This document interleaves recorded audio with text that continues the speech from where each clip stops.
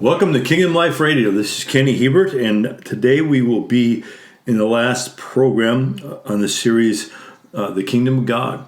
We've been in this now for a few weeks, and this is part 8. And today we are going to be in Matthew chapter 24 through 25. Yep, that's right. 2 chapters in Matthew. It's where Jesus gives this lengthy discussion in response to some questions about when will the end come, and what will be the sign of your coming in the end of this age. And so the disciples are come to Jesus asking the question a lot of people ask even today. Well, when will the end come? When will the kingdom finally come? Now, of course, as we go through this, we're not going to be able to touch on everything that's in Matthew 24 and 25. We're not going to be able to read it all and touch on it all in one every aspect of in one setting.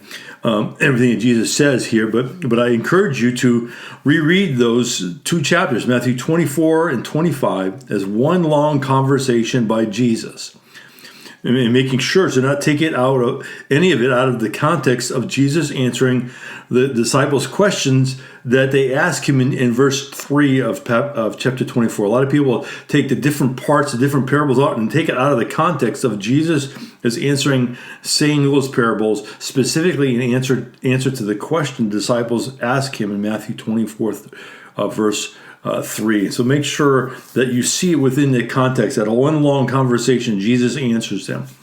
Now we're going to start with Matthew chapter 24, verse 1 through 3. We're not going to be reading all the verses, but here and there, and I'll reference some other ones. And verses 1 through 3 of Matthew 24 reads, which is, it's just about this comes right after verse in chapter 23, where where the disciples actually had just heard Jesus denounce the nation of Israel and said that it would be left completely desolate. Now just imagine what the disciples are thinking at that moment when they hear Jesus pronouncing this judgment that's going to be coming on Israel, and that they would be left desolate. And they're expecting and hoping that shortly Jesus is going to become the king and establish Israel and them in power. And they hear Jesus say their nation will be left desolate. Okay, that's chapter 23, verse 37 through 39. Now we're going to pick up Matthew 24 through verse 30. Matthew 24, verse 1 through 3. And it reads, Jesus left the temple and was going away when his disciples came to point out to him the buildings of the temple. Remember, they just heard him saying, Jesus says that Israel will be left desolate and be judged, right? And so they're coming now to him, and they point out the buildings to him, the temple buildings, but he answers to them, you see all these, do you not? Truly, I say to you, there will not be left here one stone upon another that will not be thrown down. And as he sat on the Mount of Olives, the disciples came to him privately, saying, tell us, when will these things be? What will be the sign of your coming in the end of the age? And here, they ask the same question people have asked for all generations. When's the end going to come? When will you finally come, Jesus? When's going to be the end of this age? Because they expected both to happen at the same time. The end of this age would happen, and the coming of the King Messiah would come at the same time. So they're expecting it. And that word, when will be the sign of your coming, really it was a word that came to signify the second coming of the Lord. And it was used, what that word was used for, was really a picture of a king who would visit a country. And that coming would include that king having a permanent presence from that point forward. So that's what the idea of when will be the sign of your coming. That's the early church expectation. It would include Jesus coming to be their king forever. The disciples have just heard the news about the nation being left desolate, and they're admiring their temple building, and they point out the buildings of the temple area to Jesus as if they're trying to impress him. But Jesus answers, not one stone here will be left on another. Every one will be thrown down. Desolation will hit it. Jerusalem will also destroy the temple. At the time, the disciples are probably thinking, if Jerusalem and the temple are destroyed, how would there be a nation for Messiah to rule? Right? That's what they're expecting. What God is doing is not dependent, nor is it going to be confined to a physical building or to just one nation. See, Jesus' response prompts the disciples to come to Jesus and ask him, when will these things be? And what will be the sign of your coming? You mean the King, his kingdom coming, and the end of this age. Matthew, now when he's hearing it, he doesn't understand what Jesus is really saying at that moment. But now here, 30 years later, he's writing this, and he understands the importance of Jesus' response, and he's recording it here in Matthew 24 and 25 for following generations like us of Jesus that want to follow Jesus. It's written for us. So what Matthew writes here is actually it would end up helping the disciples that dwell in Jerusalem to know when to flee Jerusalem just prior to the destruction in 70 AD. So even Matthew's instruction directly impacted that generation of Christians that were there in Jerusalem in 70 AD to save their lives. And just as Jesus prophesied, Jerusalem was left desolate in that siege against Jerusalem. Jesus' response to their questions here in Matthew, to the questions that the disciples ask in Matthew 24:3, are here in Matthew 24 to 25, and they give us the sense, one of the first things you realize reading it, is that Jesus is letting them and letting us know there was going to be a substantial delay before the end of the age happened, and he would return. Now remember, the disciples thinking Jesus is going to establish his kingdom like soon, like right soon. But Jesus in this response is telling them and letting us know it's not going to be soon. There's going to be a substantial, significant delay before the end of this age comes, and that he returns. Let's read Matthew 24, 4 through 14, and then verse 24, and I'll share some more thoughts with you. And Jesus answered them, "See that no one leads you astray. For many will come in my name, saying, I am the Christ, and they will lead many astray. And you will hear wars and rumors of wars. See that you are not alarmed, for this must take place. But the end is not yet. For nations will rise against nation, and kingdom against kingdom, and there will be famines and earthquakes in various places. All these are but the beginning of the birth pains. They will deliver you up to tribulation and put you to death, and you will be hated by all nations for my name's sake. And then many will fall away and betray one another and hate one another. And many false prophets will arise and lead many astray. And because lawlessness will be increased, the love of many will grow cold. But the one who endures to the end will be saved.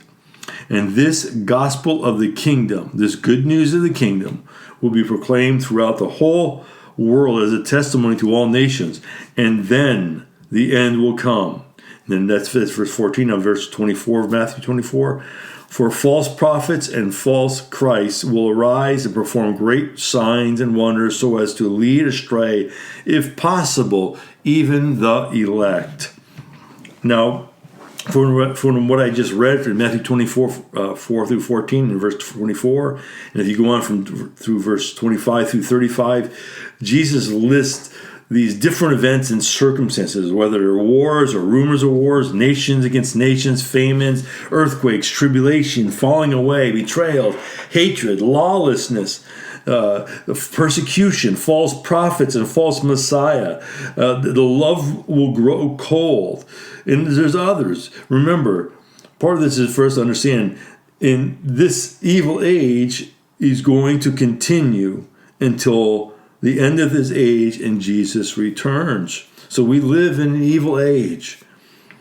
Now, Jesus gives us a picture of crisis and chaos that will go on during the delay until the end of this age comes, between his leaving and resurrection and ascension until he comes again, a second coming. He's saying there's going to be a delay. And during that time, there is going to be all kinds of chaos and crisis happening. And in the midst of it, in verse 6, he says, don't be alarmed. He says, don't be alarmed. These things must take place. They're going to happen. And Jesus warns them and us 3 different times. Verse 4, verse 11, and verse 24. He warns them and us against being led astray. He's saying don't get caught up in this idea that somehow there's not going to be crisis and chaos. He says, don't be alarmed. It's an evil age. He tells them to beware of false messiahs and false prophets with a false message of hope that deceives and leads astray during the crisis and chaos that's going to happen during this delay. See, what happens in times of national crisis and chaos is when people are going to be looking for a savior from the crisis and chaos. And it's when people and institutions look to set themselves up as leaders, as saviors for the moment. See, there's nothing new under the sun. It happened during Jesus' time, before Jesus' time. It's happened since then. It happens right now.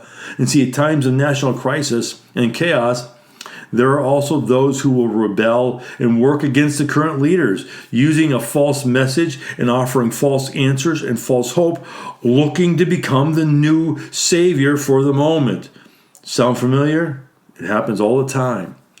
See, they are all just man-initiated and man-entered saviors. They do not have the answer. They do not have the message.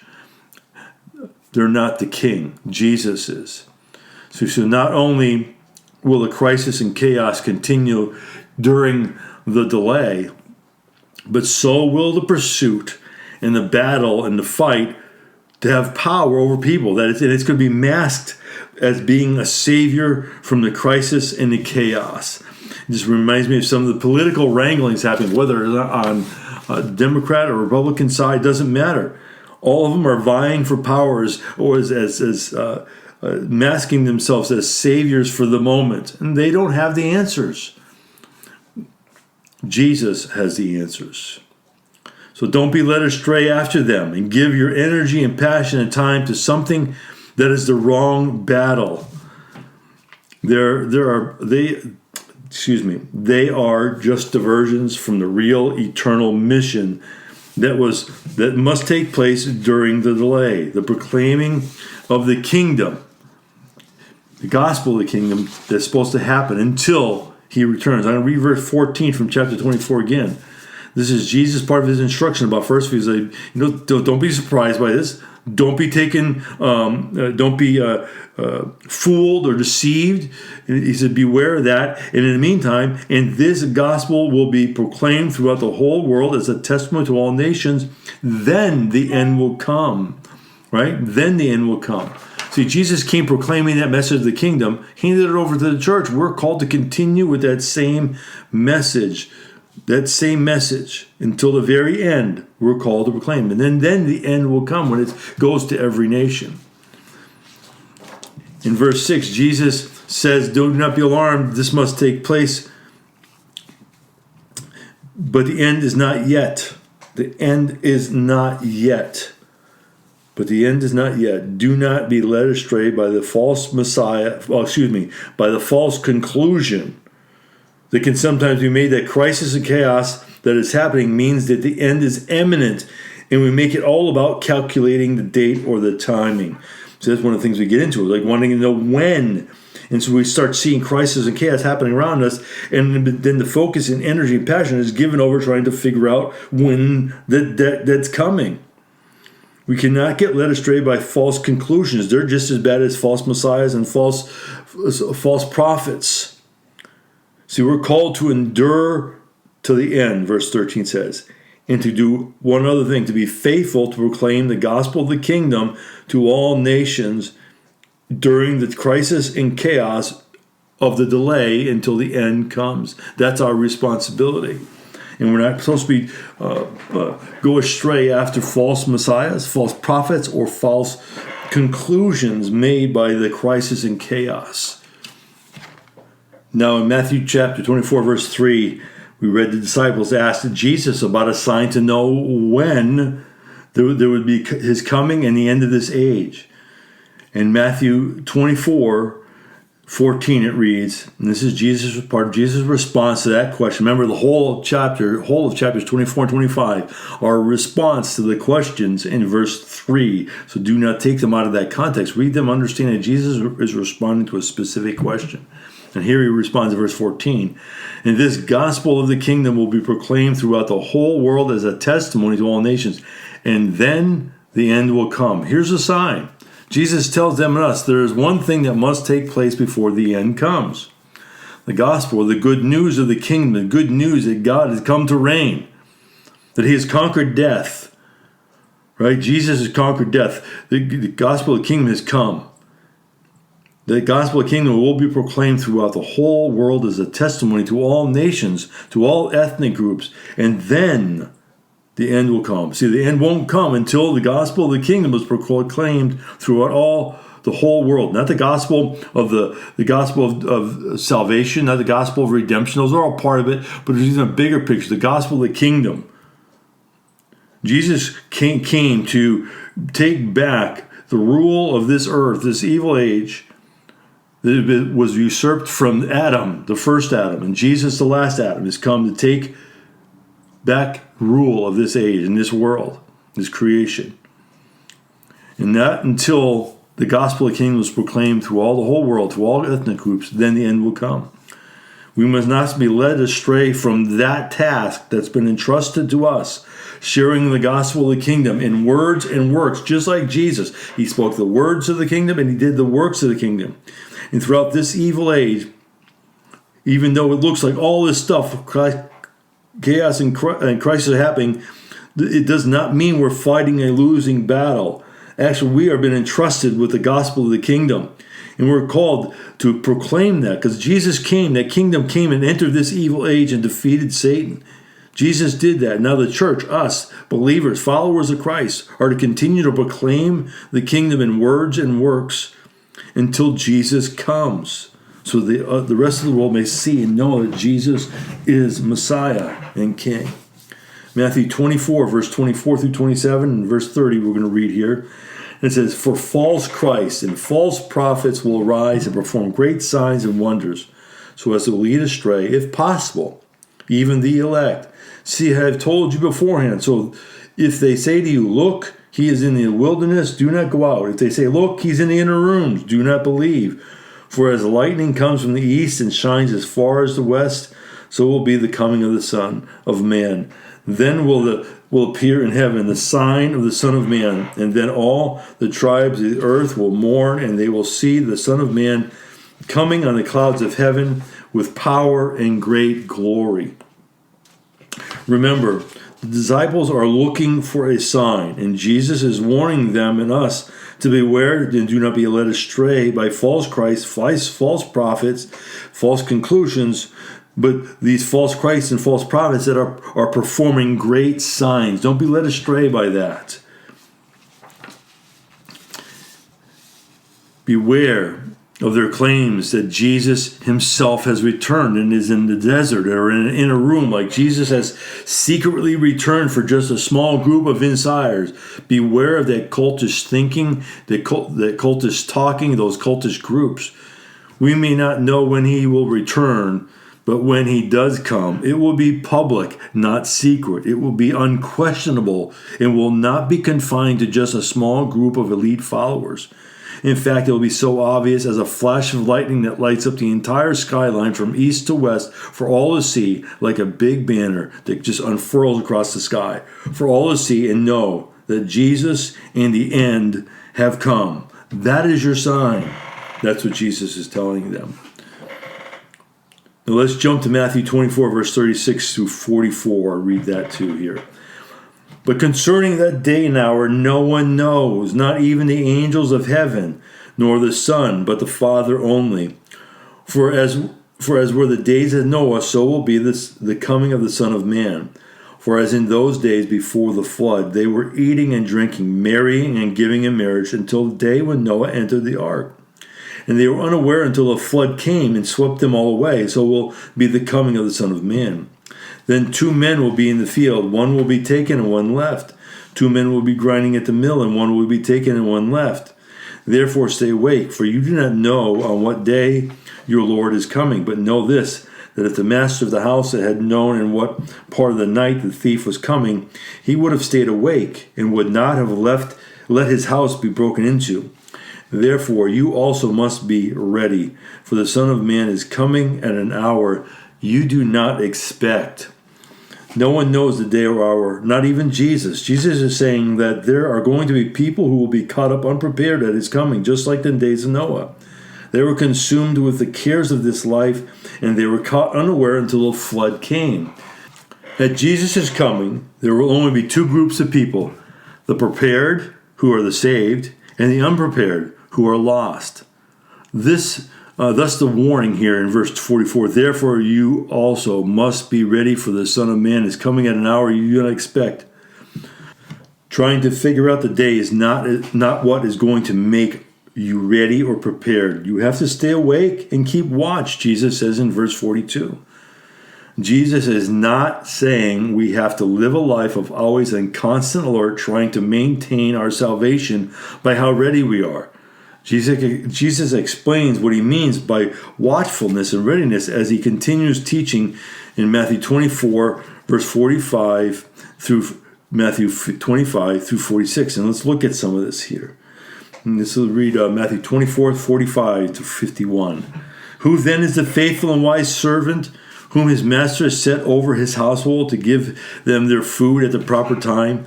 Blessed is that servant whom his master will find so doing when he comes. Truly I say to you, he will set him over all his possessions. But if that wicked servant says to himself, my master is delayed, and he begins to beat his fellow servants and eat and drinks with drunkards, the master of that servant will come on the day when he does not expect him, in an hour he does not know, and will cut him in pieces and put him with the hypocrites. In that place there will be weeping and gnashing of teeth. Remember, this is part of the answer to their question. When will the end come, and is there a sign? Tell us a sign. And Jesus is telling them this parable to teach them something about delay. Here in Matthew 24 through 45 through 51, being watchful and ready does not mean that the master expects to find his servant passively waiting and watching at the door for when he returns. No, he expects to find the servant faithfully fulfilling his responsibility that was entrusted to him. See, watchfulness and readiness for the coming of Jesus is not found in some passive speculation of his return, but in faithful stewardship of what he has entrusted to us. That's from the NIV commentary. And since there is no concern that I will miss Christ's return, I can devote my life to faithfully fulfilling what he entrusted to me. The Matthew 25, verse 1 through 13 is another parable. It's this parable of the 10 virgins. It complements Jesus' earlier teaching in Matthew 20, verse 24, verse 36 through 44. And it stresses that there's the same thing, the need for preparedness and readiness. Now remember, this parable is also be understood in the context of the questions the disciples asked Jesus in Matthew 24, verse 3, not out of any other context. That response Jesus is making.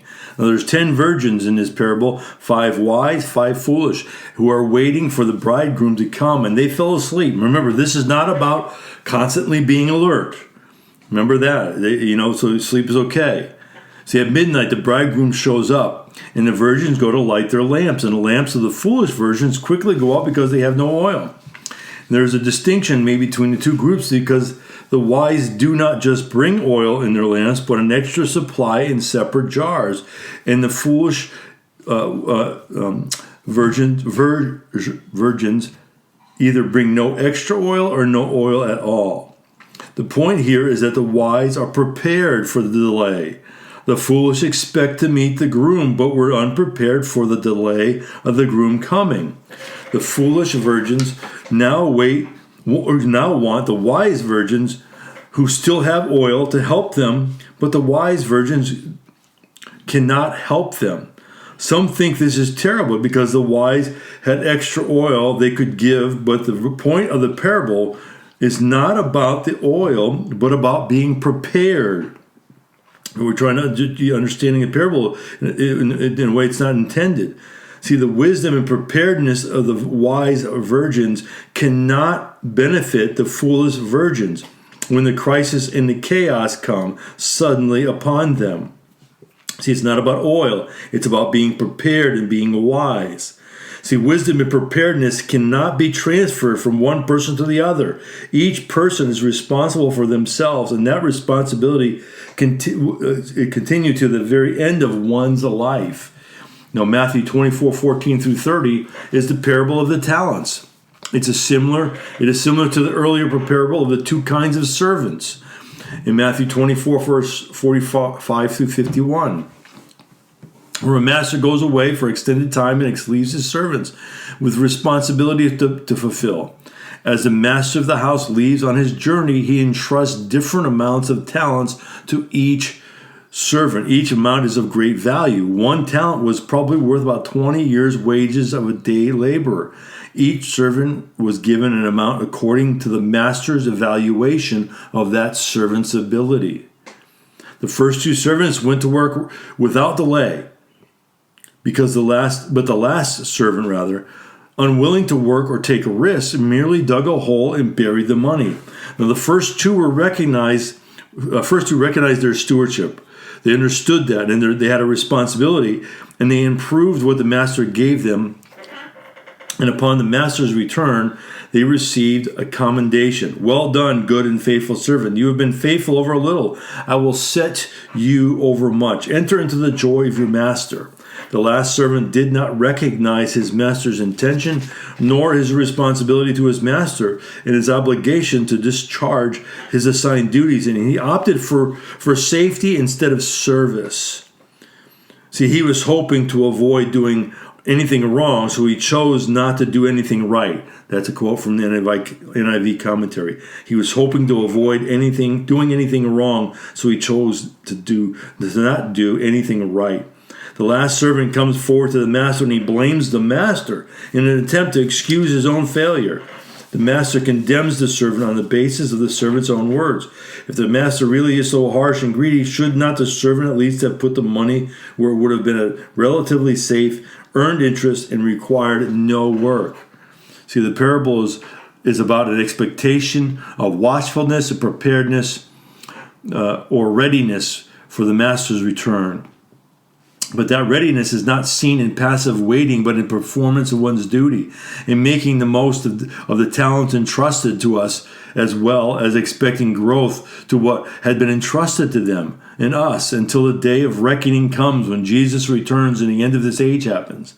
Jesus is telling us that being watchful, being ready, and being prepared for the end of the age and his return are seen in using what he has entrusted to us responsibly, not just passively watching nor in burying what God entrusted to us. Each person is responsible for themselves, and that responsibility continues to the end of one's age. And there's going to be delay before Jesus returns. They have to understand that. We need to understand it too. We do not know the day or the hour when that will happen, but we need to be alert, not be led astray, not to be unprepared, but we should be awake, not to be passively spectating or speculating about his return, but faithfully fulfilling the responsibility he has entrusted to us, and that is to carry out Matthew 24:14. This gospel of the kingdom will be proclaimed to the whole world as a testimony to all nations, and then the end will come. And see, what he's entrusted to us and what we're called to be faithful to is to work together with the church, the local community believers that are then proclaiming the gospel of the kingdom, that others may know that Jesus has come and he will come again to reign. Well, thank you for joining me today, and I want to encourage you that if you want to listen to this again or share with other people, you can go to my website at letyourkingdomcome.com. That's letyourkingdomcome.com. Listen to it again or share it with other people, and also subscribe to the podcast there. If you'd like to leave any comments, feel free to do so on the website also. Until next week, may God's blessing be upon you.